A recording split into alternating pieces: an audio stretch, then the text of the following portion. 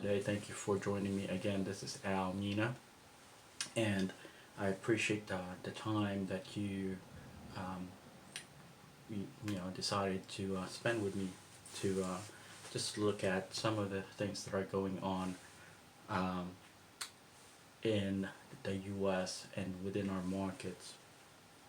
So, as you all know, we've had this really interesting or somewhat um, concerning event that took place during the time when um, the Electoral College were certifying um, the presidential votes, basically.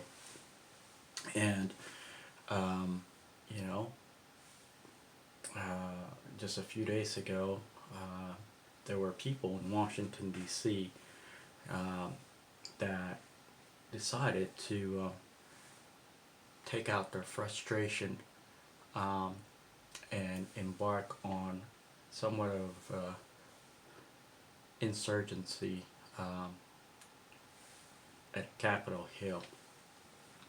So it was live streamed on social media where everybody, not just within the U.S. market, but around the world, was able to watch what was taking place when they breached Capitol Hill. They managed to enter um, the building, and the decision makers, the politicians that were in a process of certifying um, the election results had to be escorted into a safer location so that they can, uh, you know, can be safe and basically be away from harm's way. Which in the year 2021, never in my wildest dreams did I ever thought that that would happen. Like, it's so surreal. It kind of takes us back to what happened, you know, back in the day when September 11th happened, almost, where planes flew into buildings, and you know the whole country was so in shock of what was taking place. So that kind of brought us back to where our previous fears and concerns kind of manifested itself again in the form of our local citizenry, our fellow Americans have decided to um, take out their frustration, and which is understandable. They were a supporter of the opposite party that lost, and so I understand where they're coming from, but I'm not so sure if what they decided to do while you know the electoral college was being certified um, during official business hours was justifiable. That that was live streamed on social media. Never before, you know, will we be able to return to, I guess, normalcy in terms of people not getting access to current events anymore. Everything's recorded, you know. So that's just the reality of the social media world that we live in today. We now live in a new world marketplace, and social media is definitely shaping history and the future. So another issue that have kind of just manifested itself today was just reading the news, and it turned out that Twitter um, had decided to completely suspend the account of a sitting president. Um, while I understand Twitter is a business, um, never in U.S. history have a communication channel was able to silence the thoughts and the desires and the ideas and the magnitude of the communication that a sitting president would like to be able to share with the public. Never ever in US history that was even possible. Now the social media platform had made it all so real for us. You know, we Americans come from various backgrounds. You know, we come from all sorts of walks of life. We also learn from, you know, the media sources of what's taking place in our country.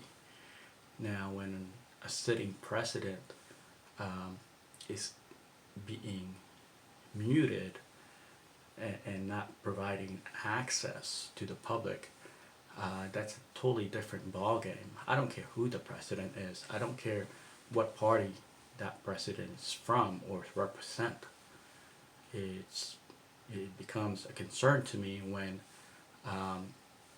you know, a platform, a communication platform, is able to basically limit the president of his access. You know, that's a part of his duty, is to communicate with the public. Now, when the public isn't able to be educated or reached by our leaders, like, again, I don't care what party they're from or who they are, but as long as they're in a leadership role and they're in a justifiable position to access the public, then we should provide that access in order to you know, educate the population of what's about to take place. I mean, even Facebook have decided to suspend or ban our current president from being able to post. So that is somewhat questionable in my opinion. I'm a proponent. I love the social media platform. You know, the Face Economics platform revolves around the use of social media in economic development and all of its, you know, capacity, values, wisdom, ideas, vision, because that is the new normal. That's where that's the kind of world we live in today, where people communicate using social media and also, you know, gain access to information via social media. So yeah, that's something that I want to kind of toss out there and kind of get people to think about it and reflect on the new world marketplace, who we are today as a society, as Americans.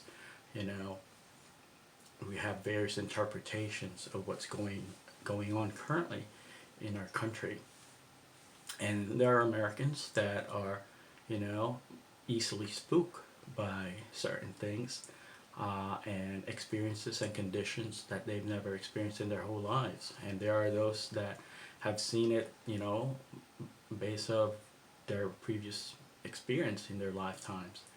So the social media platform is relevant to give everyone the opportunity to learn, you know, and I believe that's just, you know, going to be amplified.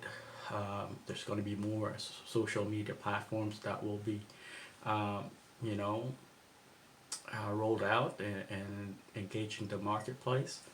So that's a reality today, and that's going to be the evolution of the marketplace. It's something that we can't, you know, stop. And I don't think anybody would want to stop that, because you know, the freedom of information and the opportunity to access information should be, you know, afforded to everybody. And then another news story that I come across that was shared on social media, this European Parliamentarian, former prime minister. He was the 47th prime minister of Belgium. His name is Guy Bornstein.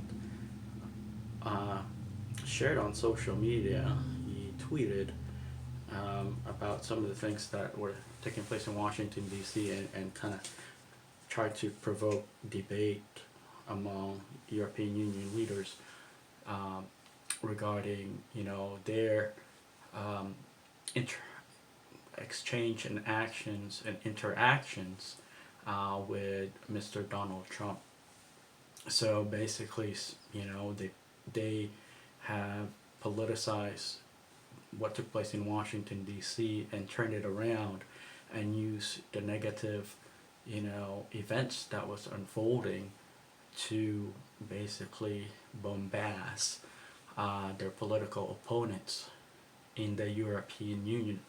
So this guy was the 47th Prime Minister of Belgium, right? And now he's trying to sway the public, the European public, of, why it would be, in or why it won't be in the best interest of the European Union to fashion their agenda similar to that of the outgoing U.S. president.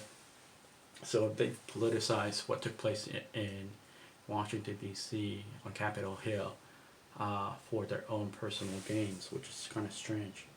So, having said that, we're just basically going to reflect on, the power of the social media platform and how it changes, constantly, and how it evolves to influence markets. Okay, face economics influence markets via the utilization of social media. So that in itself should be an eye opener for every person that is listening to this podcast. Anyone that is actively trying to make sense of what's going on around the world, because now we live in a social media new world marketplace where everyone will be able to get access to information as well as people will be able to share information. And that's a new phenomenon in the global marketplace. Never in the history of humankind, of the markets worldwide, where simultaneous information, real-time information, and the filtering as well as may it be fake information or relevant information or real information is openly shared and actively shared on social media. So how do we find a way to create a balance, and how can we make sure that the marketplace is protected by what's going on in the social media world, where people can easily share misleading information and information that could alter the psychology of the marketplace.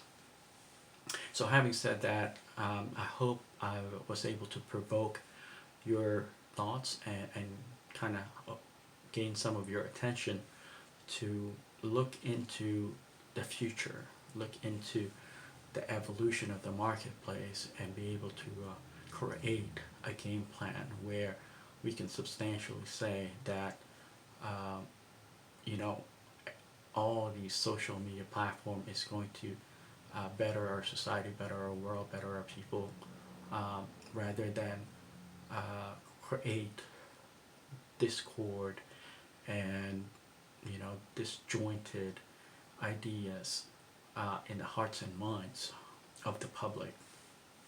When I started writing the book Face Economics back in when I was still in college, I never thought that social media would have this kind of reach. I know it was going to make some sort of new opportunity creating mechanism for the marketplace, but now the way that social media is being utilized worldwide, it is definitely set to become a stronger than normal force in market development.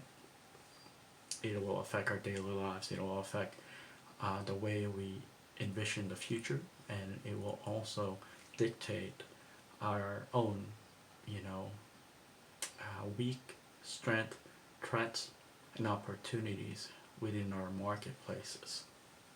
So having said that, my name is Al Mina. I'm the author of the Face Economics Concept. Thank you so much for your time. I look forward to talking with you again on our next podcast. If you have any suggestions, concerns, or ideas that you would like for me to cover on our podcast, please feel free to email me at info@pgcgroup.us. Again, the email address is info@pgcgroup.us, and just put into the subject line Face Economics Podcast. With this said, my name again is Al Mina. I hope you all have a wonderful